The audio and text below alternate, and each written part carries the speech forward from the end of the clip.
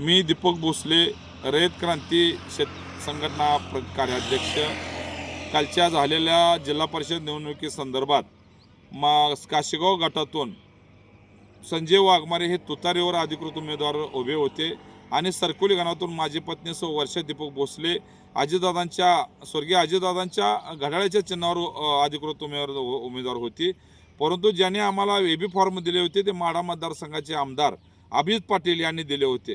परंतु आम्ही अर्ज छाननीपासून निवडणूक संपेपर्यंत आम्हाला अभिजित पाटलांनी विश्वासघात केला, कारण त्यांना माढा मतदारसंघातले 4 उमेदवार त्या ठिकाणी 4 गट उमेदवार निवडून आणायचे होते. म्हणून त्यांनी त्या भगीरथ बालके हे विठ्ठलचे माजी चेअरमन आहेत, त्यांचे विरोधक असताना सुद्धा त्यांनी त्यांच्या दोन उमेदवार त्या ठिकाणी निवडून आणले. खरं तर अभिजित पाटलाचे हे वागणं बरोबर नाही.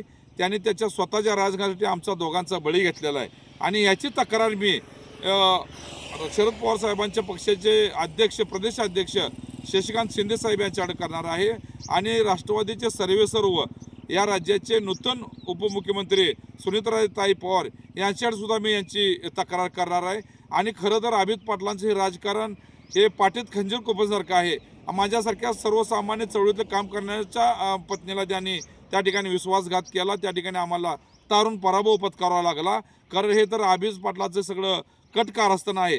आणि अभिजित पाटलांच्या जे माढा मतदारसंघामध्ये काय उमेदवार निवडून आलेत ते धनलक्ष्मीच्या जोरावर आले, त्यांचे अजितदादांच्या सहानुभूतीने निवडून आलेत. त्या ठिकाणी जे काही उमेदवार आलेत त्यांचा काही फायदा झालेला नाही.